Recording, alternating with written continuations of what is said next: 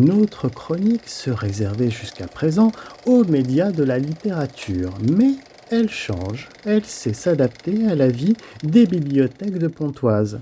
Le nouveau mois de février s'amorcera à la Bibliothèque centrale Apollinaire avec de nouvelles animations qui devraient plaire, dont une rencontre de papotage le samedi matin, un mois sur deux, sur les passions ciné, mettant en avant la proposition DVD, pour le public adulte certes, mais aussi pour le public de grands ados qui aiment en parler. Un rendez-vous des animateurs, des usagers autour d'une boisson chaude et ça va échanger. C'est donc à eux, ces grands ados, que nous nous adresserons uniquement et exceptionnellement sur cette présentation, parmi notre public jeunesse régulier. Les médiathèques font aimer lire, mais aussi apprécier le cinéma. Et oui, le thème des animations de février sera spécialement sous le signe de l'étrange. Donc pour vous, jeunes ados, au programme, 4 films DVD, parmi lesquels un peu de classiques du bizarre, mais aussi des nouveautés fantastiques de l'étrange. Êtes-vous prêts? C'est parti! Un film culte à vous proposer, culte selon les experts du cinéma et incontournable selon les amateurs spectateurs. Freaks de Todd Browning, un noir et blanc rétro datant de 1932 est proposé en DVD chez nous avec une sortie DVD de 2012.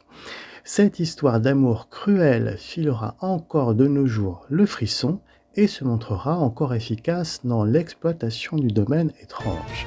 Todd Browning racontera l'affaire d'un triangle amoureux au sein d'un cirque de monstres ambulants. Provoquant à l'époque son public, en engageant comme acteur de vrais personnages de foire, le réalisateur se transformera en conteur afin d'envoyer paître, en quelque sorte, les mauvaises langues et d'assurer que le physique n'est pas que question d'apparence. Qui sont les monstres dans cette histoire ? C'est l'histoire d'un Lilliputien, un homme de petite taille et proportionné comme un enfant. Contrairement à un nain pour faire court, Hans est illusionniste dans un cirque. Et il est fiancé à une autre Lilliputienne, Frida, très éprise de lui.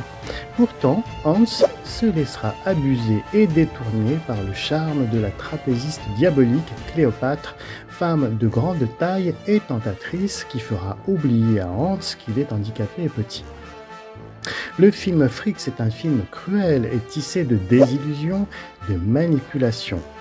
Hans brisera le cœur de Frida et se trouvera menacé en s'apprêtant à épouser à sa place Cléopâtre qui n'en aura qu'après son argent. C'est le plan d'une veuve noire comme l'on dit. Qui sont les monstres donc ? Todd Browning jouera sur l'étrangeté esthétique de son ambiance de cirque telle qu'elle était vendue au public, mais nous y verrons tout de même une famille, des gens qui verront clair dans le jeu de la trapéziste et de son amant, l'homme fort du cirque Hercule. L'issue sera terrible et dramatique. Attention jeunes gens, ce film est à recommander à partir de 15-16 ans et déconseillé aux âmes trop sensibles. Cela reste un vrai chef-d'œuvre pour l'époque, mais pas que. Le récit se montrera efficace en rendant transparent la cruauté derrière une belle apparence ou une incroyable humanité derrière une apparente laideur. C'est à voir. Plus léger cette fois, mais toutefois d'inspiration tout aussi cauchemardesque, un film plus directement adressé aux ados, A Monster Calls, ou en version française, Quelques minutes après minuit, du réalisateur Juan Antonio Bayona. L'idée originale de ce film fantastique est tirée directement du roman ado du même nom, écrit par Patrick Ness, disponible chez Gallimard Jeunesse et sur le réseau des bibliothèques de Cergy-Pontoise. Nous ne nous arrêterons pas à chaque présentation sur le casting des acteurs, nous passerons rapidement à ce qui nous intéresse de vous raconter l'histoire et son rapport à l'étrange. Nous vous inviterons ici à un défilé de cauchemars, les nuits du film vont être agitées. Quelques minutes après minuit est un récit intrigant, frissonnant et émouvant. C'est un récit initiatique contre la douleur, la peine face à la maladie. Ce qu'il faut savoir, c'est que l'auteur du roman, Patrick Ness, avait rendu hommage avec cette histoire en reprenant l'idée de son auteur d'origine, la regrettée Siobhan Dowd, auteur et amie qui, pendant qu'elle pensait son roman, se débattait aussi avec un fatal cancer du sein. Cette fiction étrange mettra en scène un enfant et son parcours initiatique pour nier au début ou accepter après le terrible état de santé de sa maman. La maladie à laquelle il fera face pour l'affronter revêtira une apparence intimidante et presque diabolique, venant le visiter régulièrement dans son sommeil.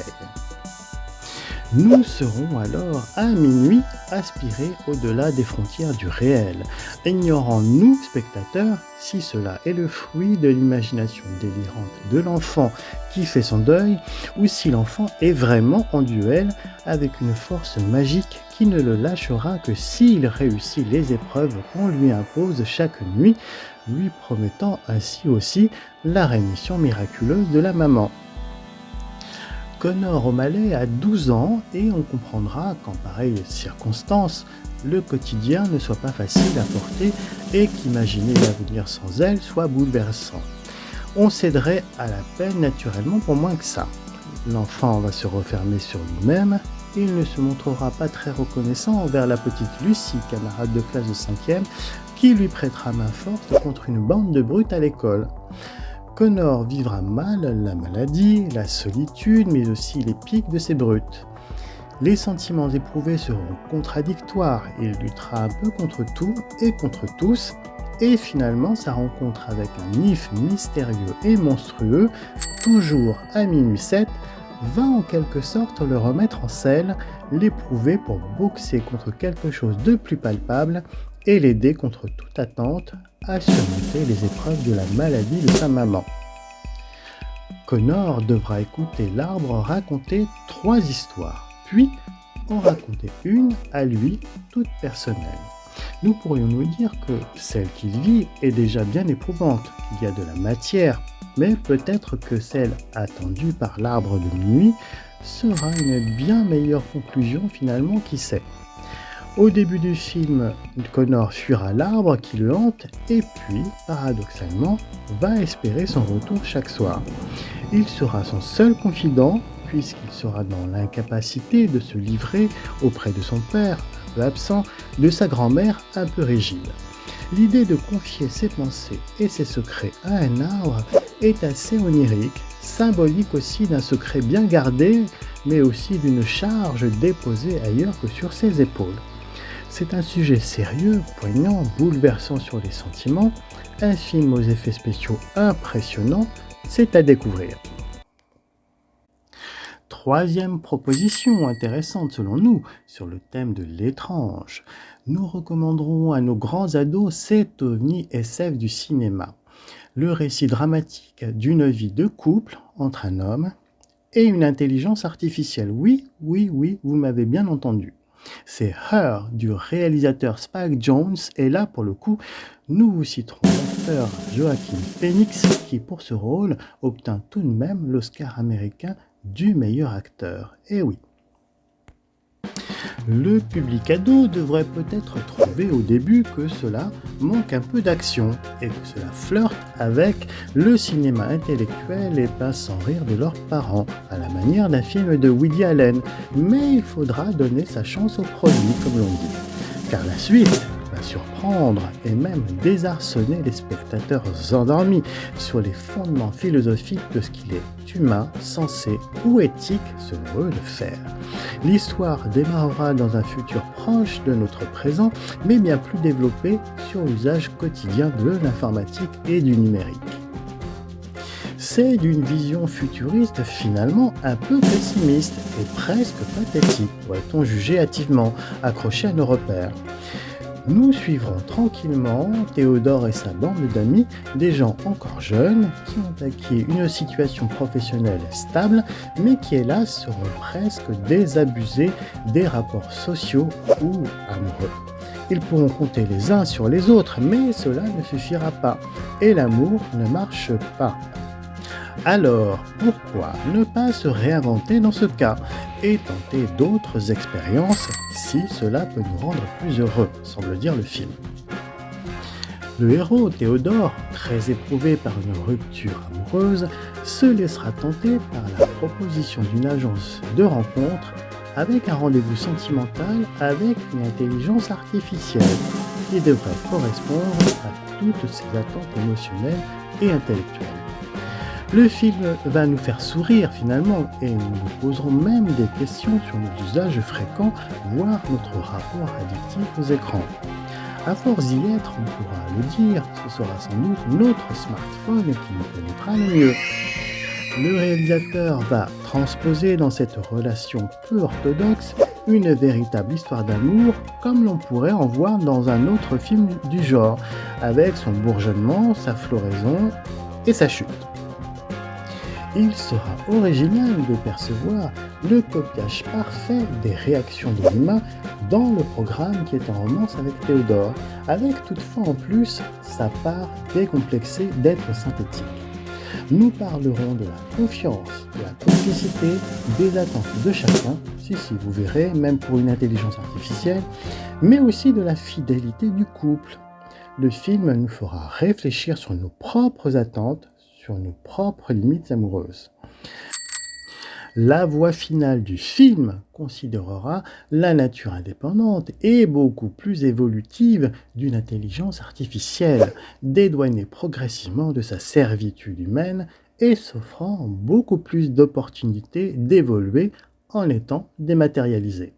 L'ASF reprendra sa place. C'est à découvrir. Pour achever ce rendez-vous spécial autour du fonds DVD des bibliothèques du réseau de Cergy Pontoise, une dernière recommandation toujours aussi étrange, mais encore plus ado que les 3 précédentes.